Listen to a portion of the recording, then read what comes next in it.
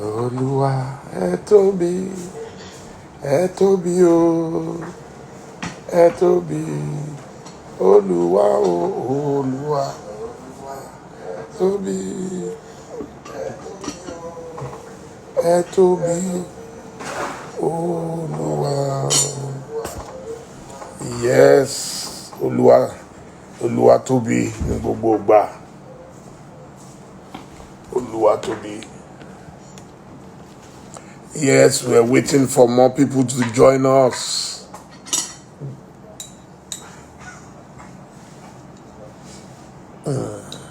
Wow. I can see Benga Adeyinka, the first GCON. Don't worry, we're promoting you to GCFR tonight. My brother, how are you? And I'm looking forward to our chat immediately after this program at 9 o'clock. Our big Egbon, I can see him already, is in the house.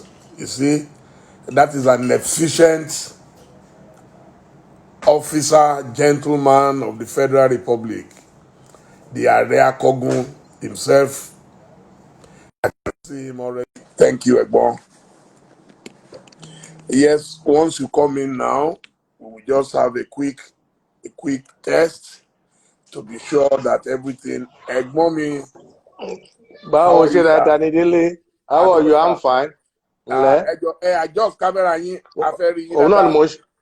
Then, sir. Aha, that looks good. That's a good headroom. Yeah. Sir. Okay. Yes. Àwọn ọmọ mi ńkọ́? Àlàáfíà náà wà. Wọ́n wà pẹ̀lú àwọn grandchildren bẹ́ẹ̀ wọ́n da lérú lọ́hùn.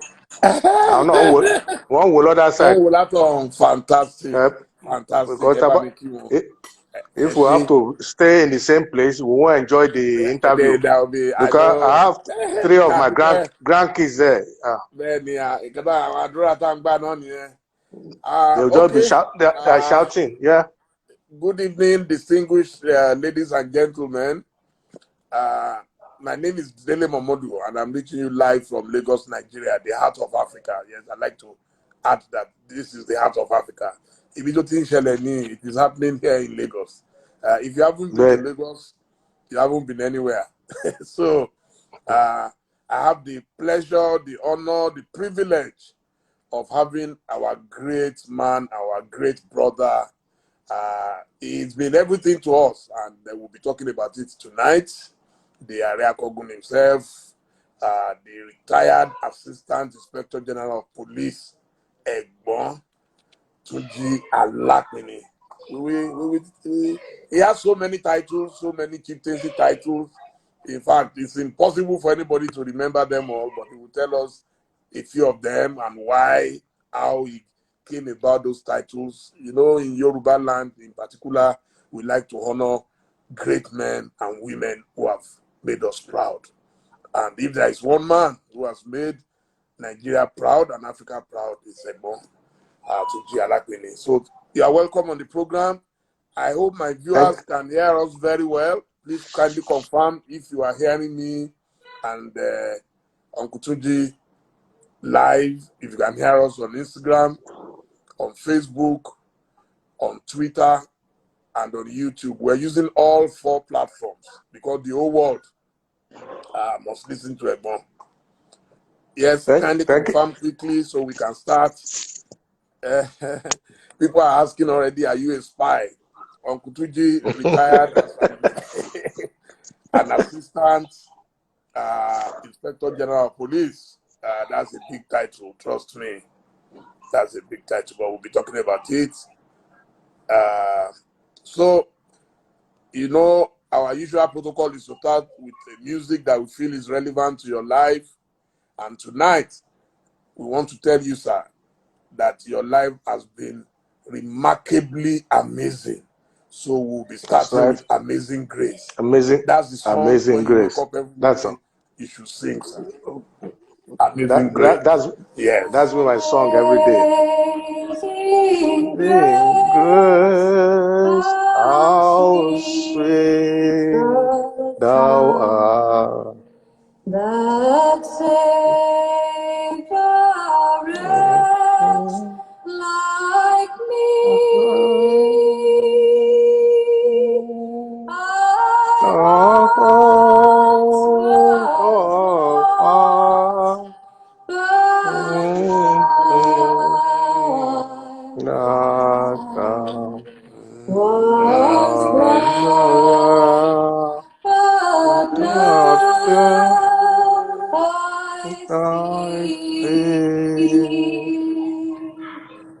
'Twas grace that taught my heart to feel, and grace that I pray.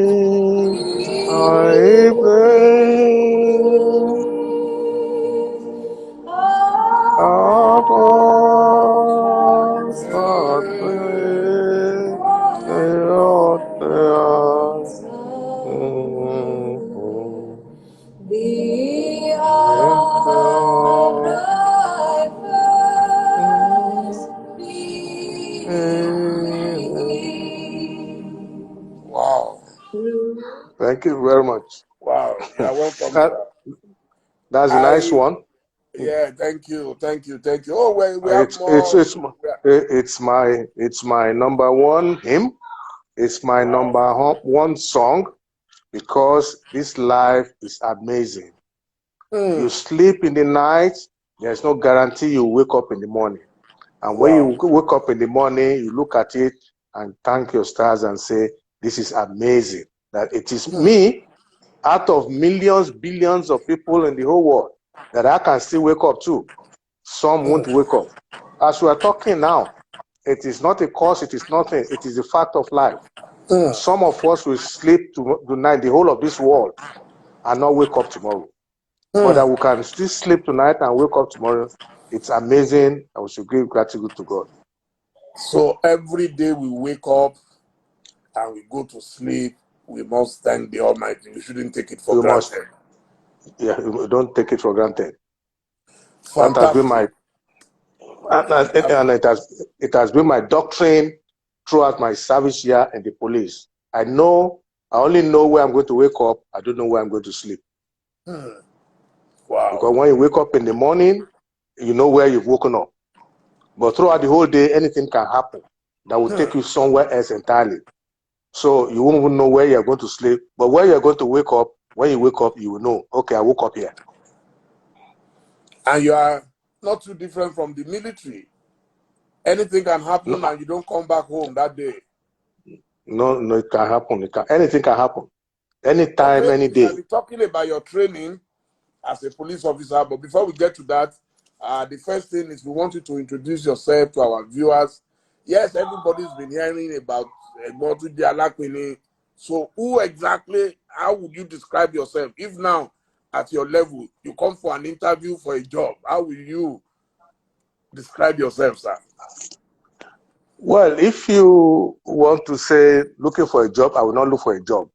One. Number two, if I have to describe myself, I believe, Dele, you are the best position to describe me. But if we want to hear from the horse's mouth, well, Definitely, I have to tell you, I am Tunji Alapini, born into a Catholic home in what we call Poku Aguda, in Brazilian quarters in Lagos, on the Lagos Island. And my both parents are late now. My late father, Anthony Bolaji Alapini, and my late mother, Fabiana Atinuke Alapini, into a family of the Veracruz family, what we call the Brazilian quarters and the Lagos Island. I attended Holy Cross Catholic School, just in my area there. From Holy Cross, I went to St. Gregory's College. My mother was a teacher then, and my mother was transferred to Abeokuta, St. Bernadette's Private School in Abeokuta. So when I was in Form 2 and she was transferred to Abeokuta, she said, I cannot leave you alone in St. Gregory's College. So she took me to Abeokuta and registered me in St. Peter's College, another Catholic school in Abeokuta. That was where I finished my school cert in 1970. As is it norm that time, when you finish secondary school, university period is not like now. University is in September.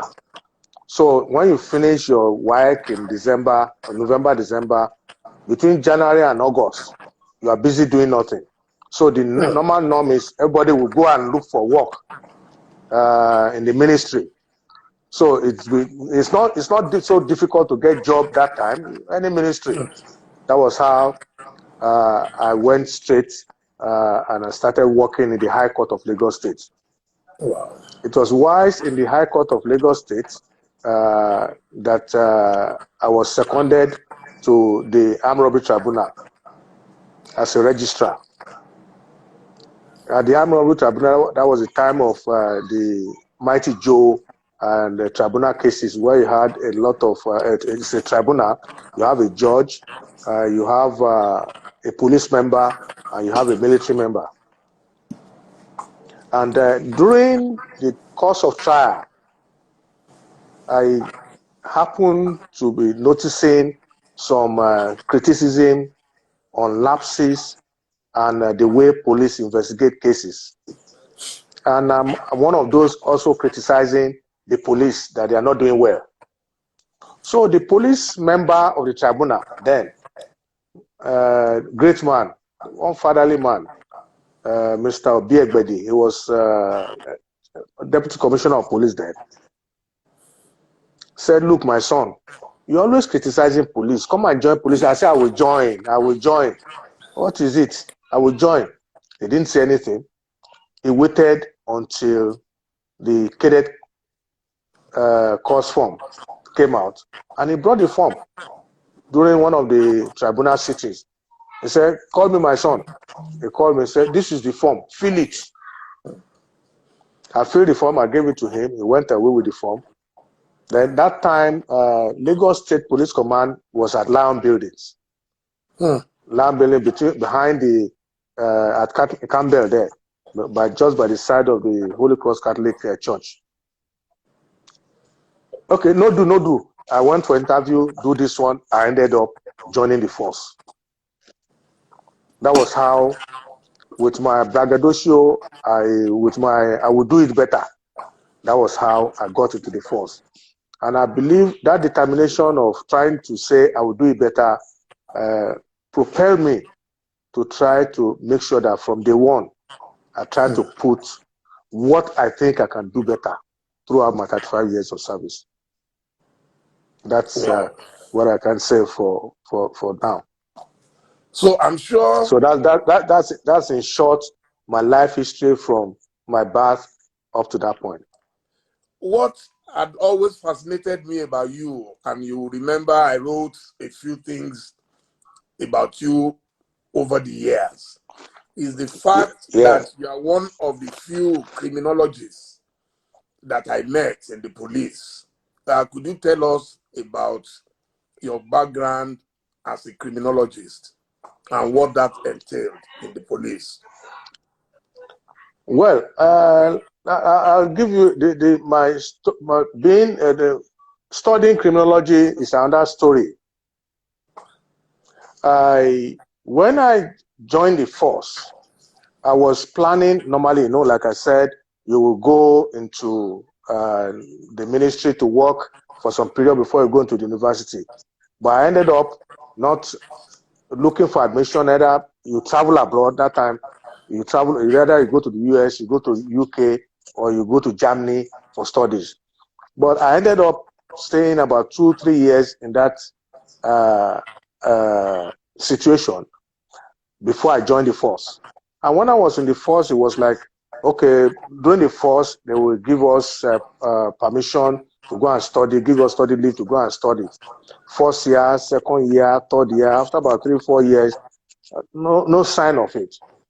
Then my sister, who is based in England now and studied in the University of Wales, and said there is a program at the University College Cardiff that you have to come and do MSc criminology. You can do BSc criminology, you can do MSc criminology.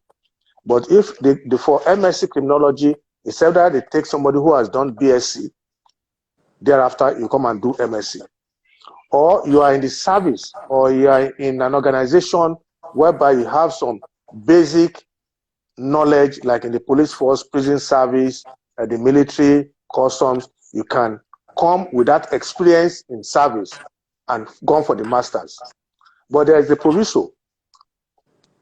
They have two options. It's either you come and do the 9 months course, 9 months rigorous course, and get your MSc, or you do the 18 months stretch course and get your MSc. If you do your 9 months course and you fail, you will not repeat. You will go and do the 1.5 years, the 18 months course. So it's going to be 9 months plus 18 months. Wow. But if you do the 18 months course and you're able to go through it and you fail, you repeat your papers, maybe in another 1 month, you have that option there. But the risk in the 9 months course, that if you don't pass it, you cannot repeat it. You have to go and start the 18 months course. And I opted for the 9 months course. And well, with all glory to God, I was able to make it within 9 months without doing my BSc. I went straight for my MSc. Wow. And I had my MSc in Cromwell University of Wales. It used to be University College Cardiff. But later on it was merged. Cardiff was not merged to be a university, part of University of Wales. Wow. So what would you say your background as a criminologist added to what you were doing as a police officer in Nigeria? Well, the training is such that as a criminologist, you study penology, you study police work, you study the behavior psychology. And in the process of doing all those, I can sit down. You can't come to me before.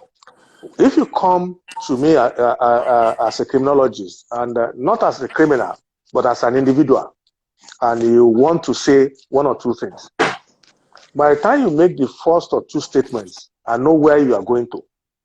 I can guess where you are going to. That I can, so that you start wondering, how come? Let me speak. I said, look, let me give you the end point of where you're going. This is the end result of where you're going. He said, yes. He said, how did I know? I said, look, there's no point. Save me the time. Because what you want to say, you want to build up a situation to probably curry sentiments, favor, or sympathy in respect of what you want to tell me. But I'm telling you, this is the end. This is the bottom line of where you are going. In most cases, 99% of those times, they say yes. Because it's part of the training to be able to look at somebody before you open your mouth and say 1 or 2 things. Or if you make 1 statement or 2, we know where you're going. We can easily understand and know the bottom line to save time.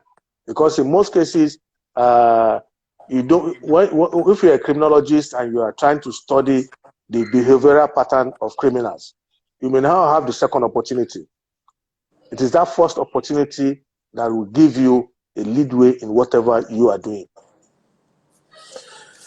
Sir, I literally cried the day I heard you were retiring from the police force, because I have come across so many police officers. I've had a lot of friends, brothers in the police force. You were just phenomenal. You were exceptional. And I think I must have known you now for 3 decades minimum. And we've come a long way together. You've served in different arms of the police. People tend to see Nigerian police as incompetent. What do you think is responsible for this perception or misperception?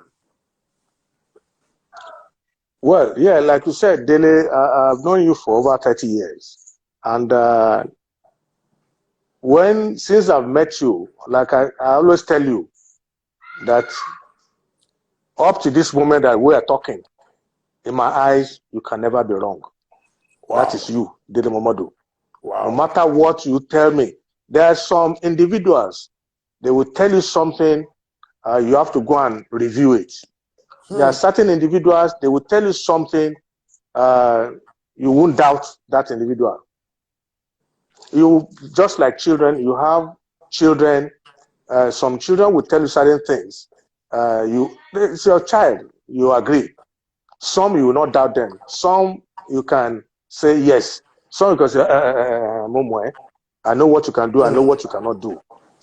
Do you understand? So when you look at the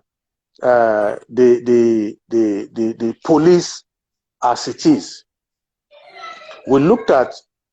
I served for 35 years. And when we met every individual is the first impression that counts as far as I'm concerned. We've met over the years, and by coincidence, we got very close when I was in Ife. Area commander. In fact, people are writing it on the screen. As area commander in Ife. And as at that time, that was the time we were having a lot of aluta, where no policeman can enter there. And I can, I will query out during the day. In the evening, I will still come and play with the students in the night. All of us will still eat in the cafeteria, in the bukateria. We'll move around the hostels and everything. The following day, I will come back out again, block them if there's anything. Remember the days of Django? Remember Django? One of these lecturers, Django, Bigfoot, and Jingo, Professor Jingo.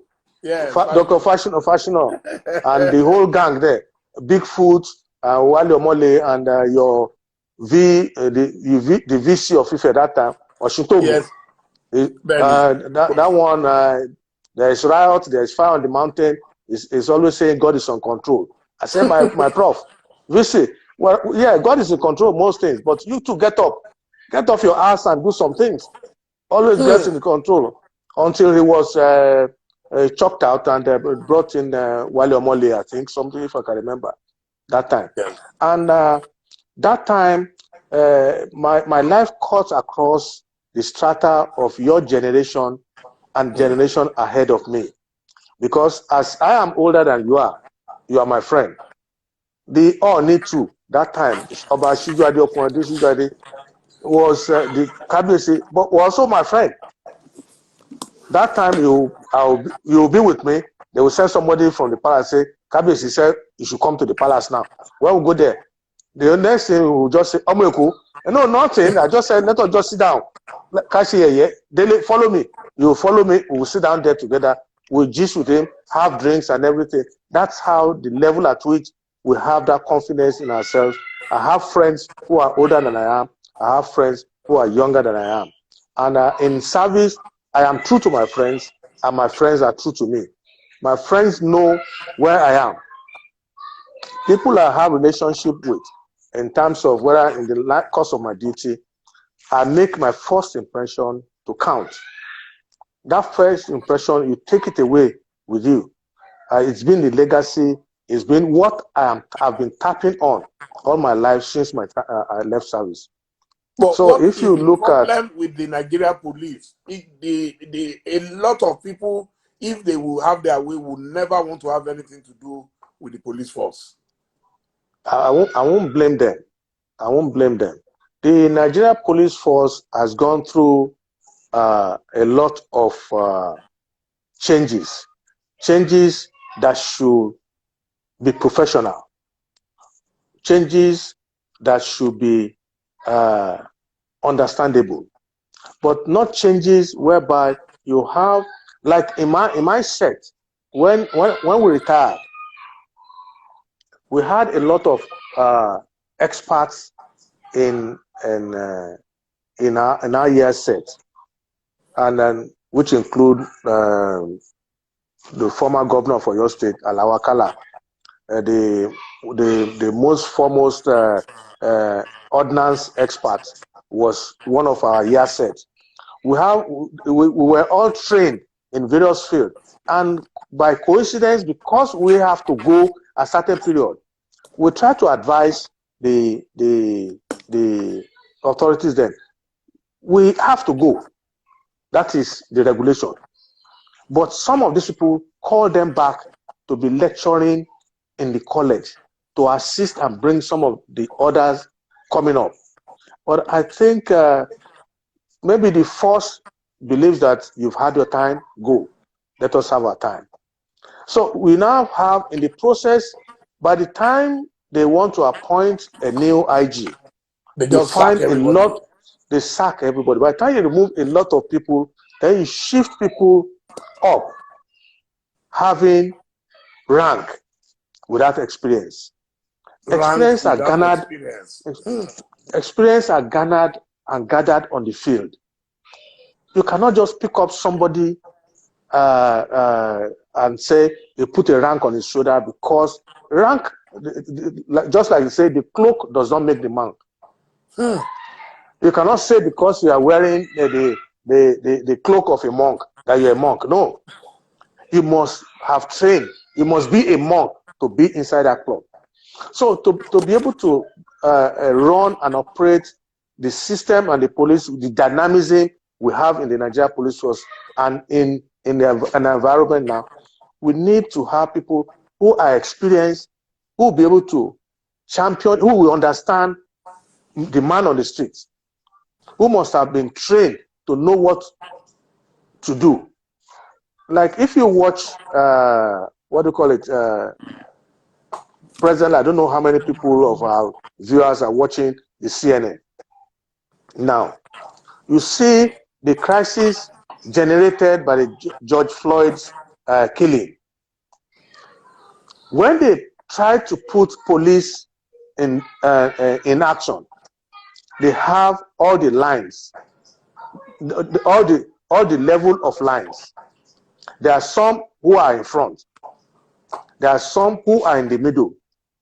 There are some who are at the back. If they are coming to arrest some of these people, you will notice somebody is coming to arrest, it's always coming from the back. You find those people flanking in front with shield and everything, they are just there. And once they arrest, they take him behind the cordon immediately. But that used to be the system in the Nigeria police force. So that if there is cause for containing and curtailing riots or events, they must have been briefed and know what they have to do. I'll give an example. Last week, was it not a week or 2 weeks ago, when they started this curfew or no curfew, right in front of my house here, I must have received not back-to-back phone calls from the medical director of St. Nicholas Hospital, Hereditary Hospital, and everything, said they were stopped and said it was directive from above that they cannot move and go to the hospital. And this was somebody, one of the CMD of St. Nicholas, stays in one of the estates further in Beachland Estate, whatever estate in Lekki, was going to hospital. You stopped him, they called him and said there's an emergency. The policeman on the road there is obeying instruction given to him. He's not able to be flexible to imagine this is not it. I put a call through up to the top echelon in the state. They said they couldn't do anything. I was shocked. And I had to do one or two things. Within an hour, the IG had to rescind that order. Then I said to myself, why was it not thought about in the first place? The implication of carrying out or giving out this kind of instructions. So the same thing we have in terms of the policemen we have on our road. Here, you notice abroad now, if you're watching CNN and whatever it is that you monitoring this riot in the US, a lot of the protesters are always going in front of the policemen with cameras and everything taken. Nobody is disturbing them. It is their right. It is their right to protest. The policemen have been trained from day one that it is their right to protest and it is their right to film. So they know that. But when we're talking about training some of our men, how far have they been trained? Have the policemen been trained as service to the community or as an instrument of oppression? Instrument of oppression. So if you've been trained as an instrument of oppression, anything that comes between you and what you want to do is an enemy. So if I come before you, you can't go in the form of, it's only few unless you have some of these senior police officers on ground. Riot somewhere and you are filming, you carry your camera and be taking policeman here. I'm sorry to say, you are risking not your life, you are risking yourself trying to do that. It is not the fault of the policeman. He has not been trained to be able to appreciate what you are doing. So I think what we require is training and retraining of the people who are serving you and I on the streets. But, sir, don't you think that there is too much illiteracy because of the so-called federal character? A situation where you just want to fill up the space rather than looking for quality. Everything would fall apart. Well, what I think the federal character has destroyed the system, and we now have mediocres where somebody we said we have 36 states of the federation and FCT Abuja. Okay, for the whole federation, we want to, let's say 370, say 10-10, 37 states, 370 people, 10 from each state to be recruited. These are the criteria. These are the criteria, minimum criteria for us to be able to maintain it. So for every 10 you bring from your state, all the 10 must have this criteria. You'll discover some other states will not be able to meet that criteria. That quota. And they will that quota, and they will be complaining at the criteria, and they'll be complaining that no, you cannot, we're entitled to. You are not entitled to what you are not qualified to be. You are not entitled to what you are not qualified to be. Powerful.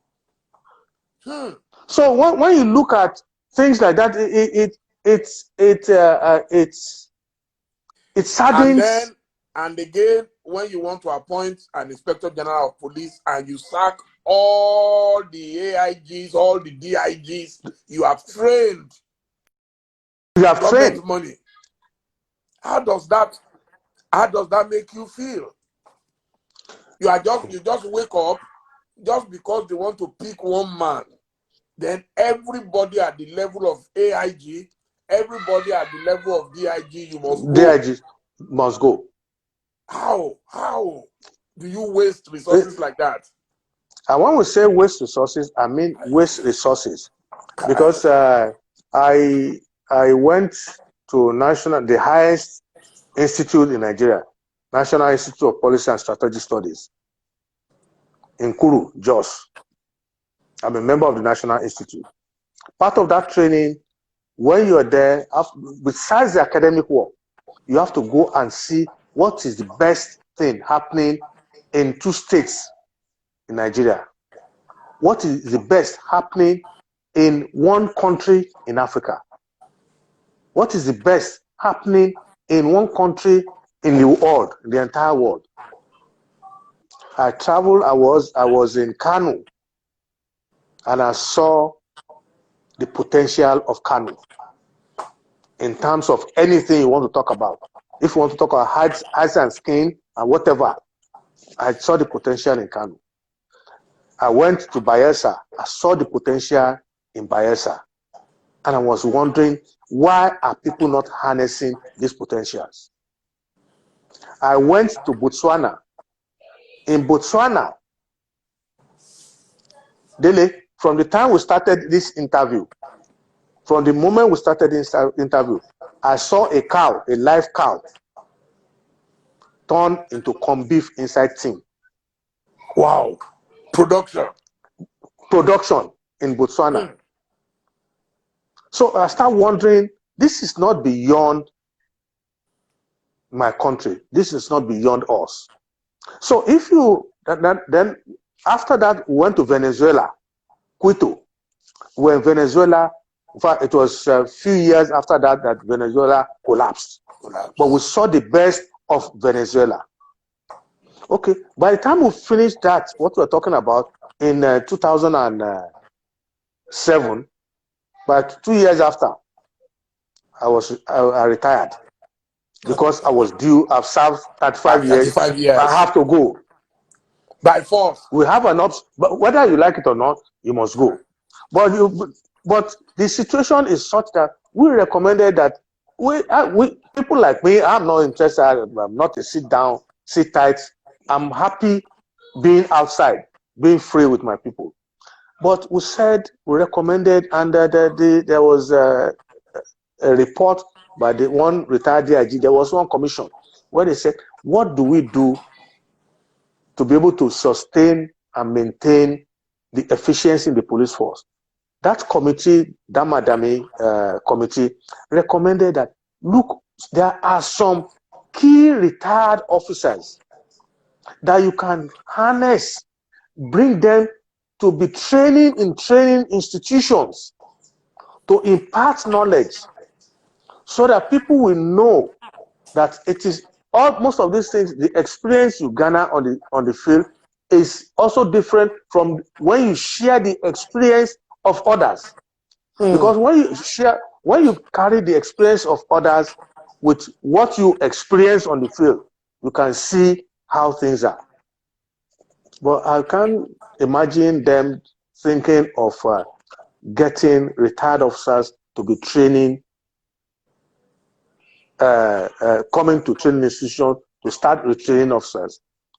I am one of those who have the benefit of being a commandant in 2 training institutions. I was commandant in Police College Ikeja, where we train raw recruits people who wants to be police. We train them to be policemen. I've also been opportune to be commandant of Police Staff College in Jos, where officers and policemen who are already in service are being retrained. I've been commandant in those places. And I've seen that what the quality of training we are giving is not commensurate with the society we are in now. And until we try to realize and harness the potential of training, getting experts to train them, looking for still competent hands, either retired officers or even serving officers, you have to encourage to start training people. I think until that is done, we'll continue to have this problem that we are talking about in the Nigeria Police Force. The police force has to be defined for those who are joining the police force. Why do you want to join the police force? Why do you want to join the police force? So that we continue to monitor and mentor you. We continue to monitor your purpose in the police force. There are some people, their purpose in the police force is not for the professional job to serve you and I. So once we continue to have that, and we have people who are encouraging them like that, you start wondering. Sir, once upon a time, you were in charge of the police air wing at the airport in Lagos. Yes. And I remember you took me on a police helicopter and we were flying around Lagos, and you are able to detect crime, just like they do in Britain. That's very common. You see the police, they take off if there is a crime scene, so they are able to monitor the movement of the criminal. What happened? Well, yeah, that was true. Wasn't only you, our common friend, DAT, Bola Ahmed Tinubu. Yes. When he was governor, You know how close three of us are. And the same way I took it, because that time it wasn't the era of drones, when we use drone to No drone. do it. No drone. It has to be aerial photography. I took you around. When we were discussing, as he said, how do we map out? I said, look, to map out this country is not hard. In fact, it was part of that movement on helicopter that prompted all these Upper link bridge, all those link bridges you are seeing all over. When I took Governor of Lagos State then, Tinubu Jagaban, around. When I took you around, I said, look, when you look at traffic, when you go up, you see where traffic is peak. You can easily communicate to people on the ground that what is causing the bottleneck is not here. Let somebody go over there. There's a trailer that is broken down. Go and remove it so that traffic can flow. Because from up there, you will see a lot of things. And we try to encourage the police and the members of the government as at that time. Fortunately, Lagos benefited a lot during that time. As at that time, Mike Okiro, who later became IG, was commissioner of police in Lagos State, and were very close friends. And that was the time of the convoy robberies, where they would steal a lot of vehicles in Lagos and take them over to the border. Once the thing happens like this, Okiro will come in. Tunji, these people have started. I'll get my pilots. Oh yeah, bring out one helicopter. We'll go up and be monitoring their movement. So before they even get to, at times, Ota, Idiroko, we have blocked the way. So by the time we give them all those encumbrances, we're able to contain and maintain that tempo with him. And I was hoping all these things should be replicated all over the Federation. If this country can afford it, it is not beyond what we cannot do. What cannot be done. So we start wondering that if I know that this is right, this is the appropriate way, and somebody is not towing that line, you start wondering, is there something wrong? The same thing when I took Bola Tinubu that time, we went as far as to Badagry. You saw on the coastline of Badagry, between Festac on the coastline Atlantic, how people were excavating and removing stand and causing problems. And I'm sure most of those things contributed to his success as governor of Lagos State. Because what he saw, when he got down, he was jotting down. And by the time he got back, and I think he implemented a lot of things that has been helpful to Lagos State. Your Aburo Bengadeyinka says what can be done to re-engineer the Nigerian police. Before you answer that, I want you to speak about the welfare, because I don't think the incentives are good enough for the Nigerian police. And that is why we all used to abuse them when they beg for money. But it got to a stage where I don't even wait for them to beg. I just give them, because I know they are poor, they're impoverished, and they also have families. Can you speak to the problem of incentives and welfare, even insurance? You see, when you're talking about, you see, there is an insurance. There is a standard insurance for members of the Nigerian Police Force. That one is there. Incentives are something that is something that has to be sustained, and that is the problem we're having with the police force. When we're saying sustain, have you noticed that all along in the crisis in the US, notwithstanding that they are damaging all their vehicles, or the police vehicles and things like that, you cannot say by the following day you will not see policemen on the road. They will come there. Police know that the government, they know that these are some of the sacrifices they have to pay to be able to run a virile police force. So when we're talking about incentives, you have an officer, you post him on, let's take the Lekki Express Road. Let's take Lagos State as an example.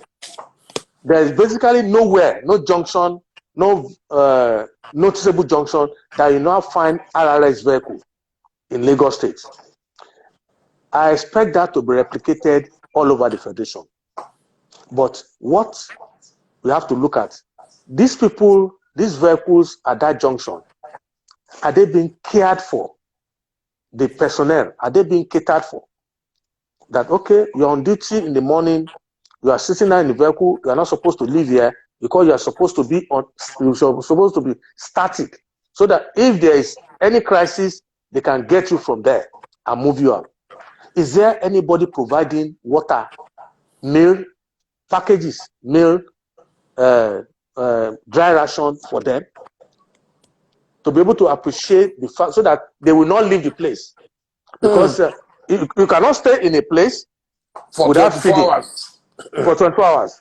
So there must be somebody going around to say, okay, you people here on the ground, this is for morning, somebody will come and give them water, somebody will come and give them maybe dry ration, maybe food pack, maybe make an arrangement, they go around. It was like that when we first joined the force. When you post anybody anywhere, you make sure that you go there, visit the person, and make sure about the welfare. But here, they abandon them. That is why you find some of the policemen are more going with Otumba, Ambasharun, Dele Momodu with his Rolls Royce, so that they go and beg the police to give them some policemen, so that, because Dele Momodu will be giving them some money every time.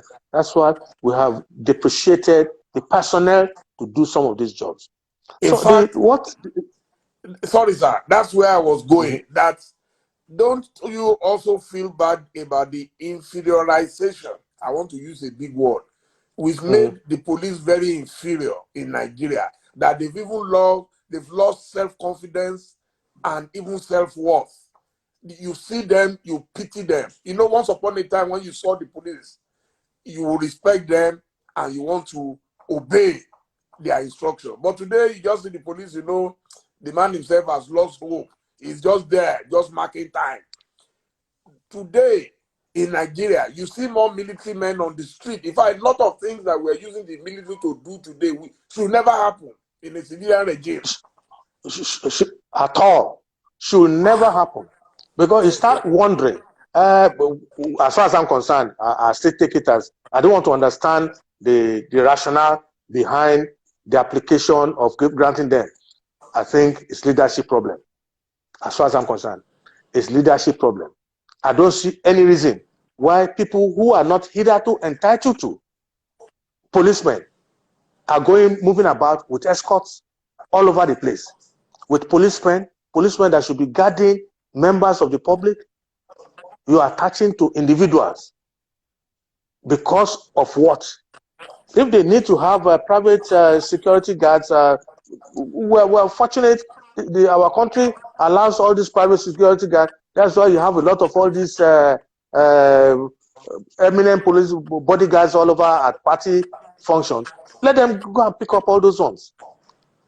But where you have to deplete the manpower of the Nigerian policemen to police force to service those individuals who are not hitherto entitled to, just because they are nobody. As far as I'm concerned, they are nobody. The only time they can be somebody is when people see them as with policemen. Dele Momodu, you can walk into any place without policeman following you. People will know you. You are somebody. Some of them, with whatever the money they have, they are nobody. But because our society is such that by the time they see a policeman behind somebody who is coming with a Rolls Royce, with a Mercedes, with a Range Rover, people will wonder, this one a big man. It's not a big man. It's a useless man, as far as I'm concerned. It's a useless man. It's a hopeless man.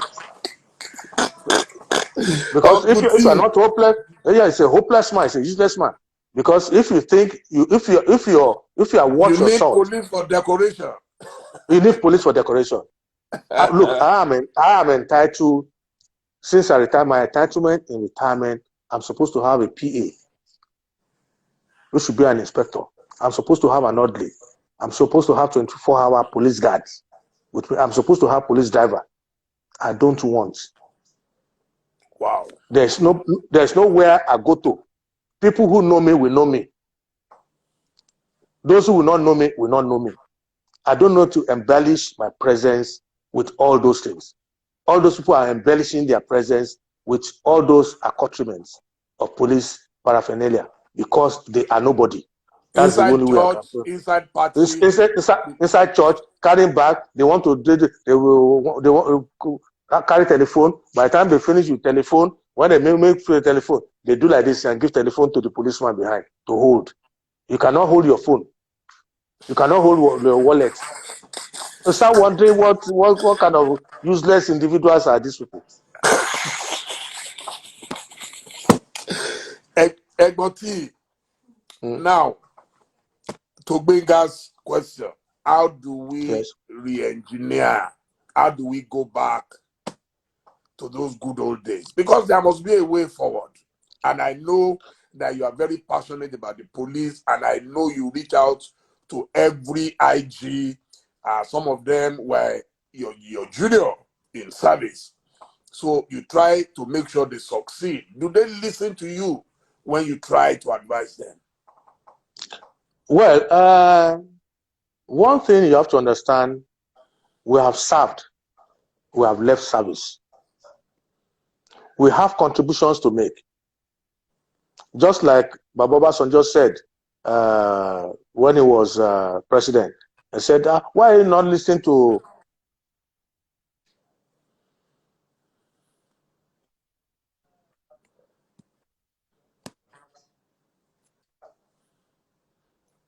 we have problem with your internet, sir. Oh, wow. And this is very key. Sir, your internet. Oh, and it's been perfect so far. I said your internet. Well,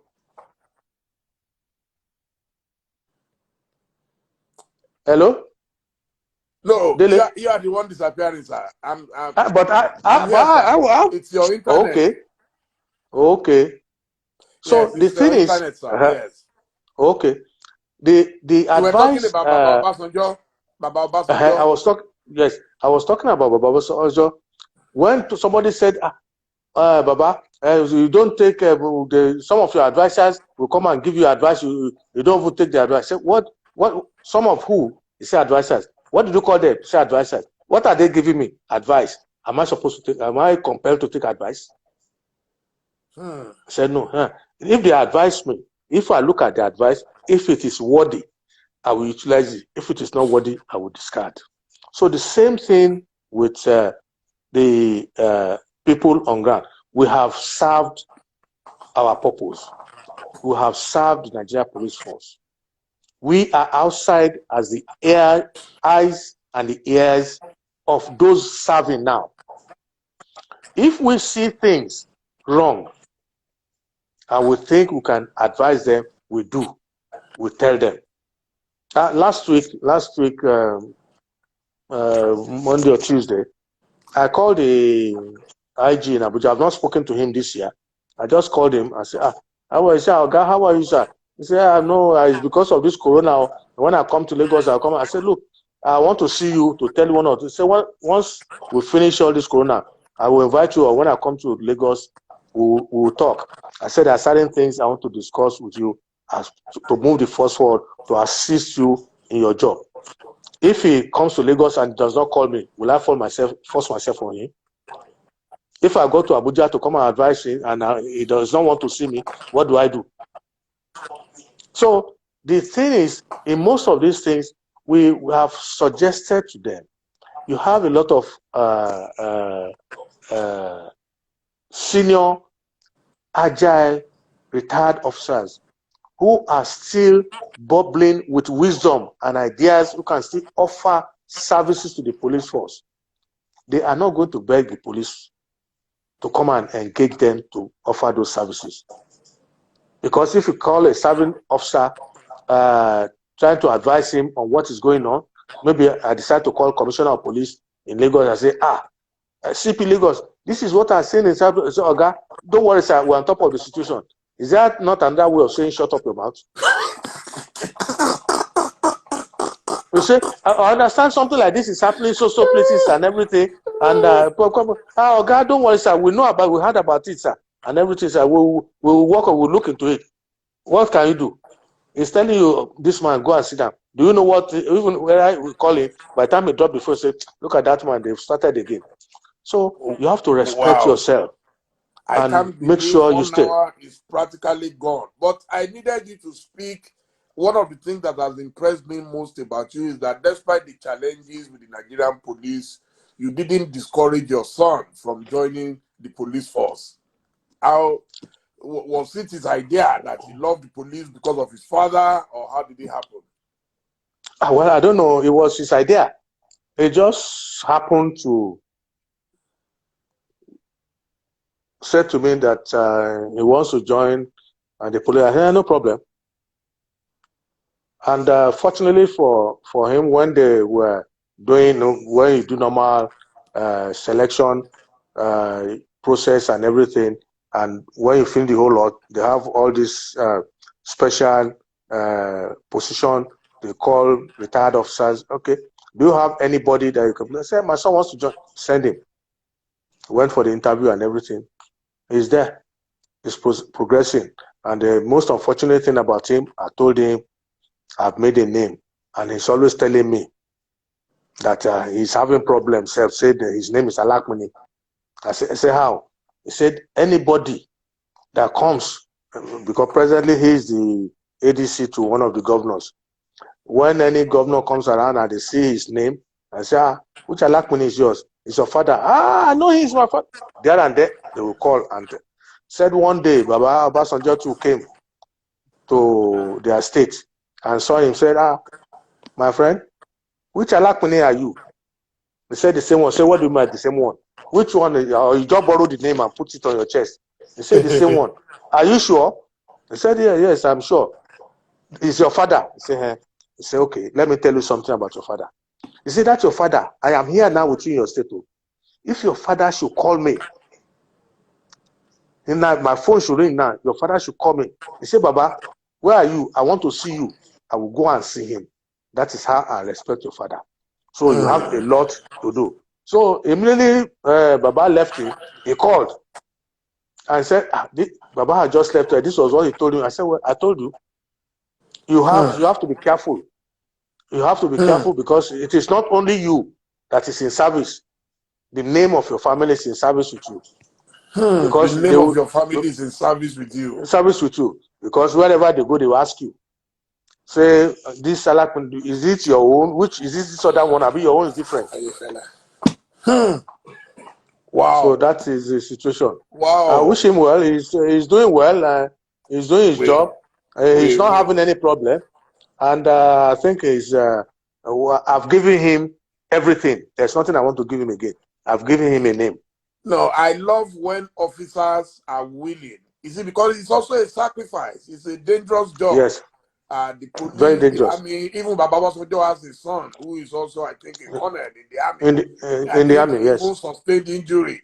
Yes, and Sambisa, and Boko Haram something injury, yes. Was attacked. I mean, you should be. That's what we see in Britain, where they send the prince to go to Afghanistan but here nobody wants to take such a risk. I must thank you, Olatunji, for this opportunity. I can assure you that now you will be my security consultant. We will bring you from time to time to discuss security situations in Nigeria. Because this program, people thought it will end after COVID. No, it's going nowhere. In fact, we are looking for ways to improve and upgrade it. I want to thank you, sir, for agreeing at short notice to come on this program. I'm going straight to Benga Adeyinka the first. He's interviewing me also. So now I'm switching roles. And then but before we go, we know you love Ayefele very well, Yinka Ayefele, and we'll give you next level. God will take you to your next level. Even in retirement. By the grace of God. Thank you very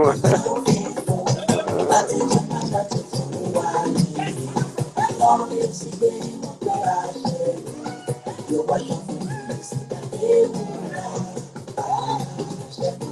You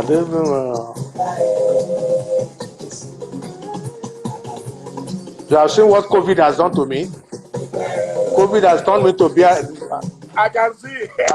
I, I can see, my sir. granddaughter said I am now a grandfather before Wow. that I was a fake grandfather. I'm a fake grandpa.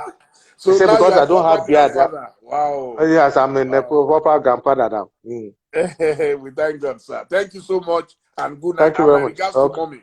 Thank you. I will speak to you later, Okay. sir. Thank you, sir. Bye, sir. Okay. So, God bless. Benga, Bye then. I'm now for you.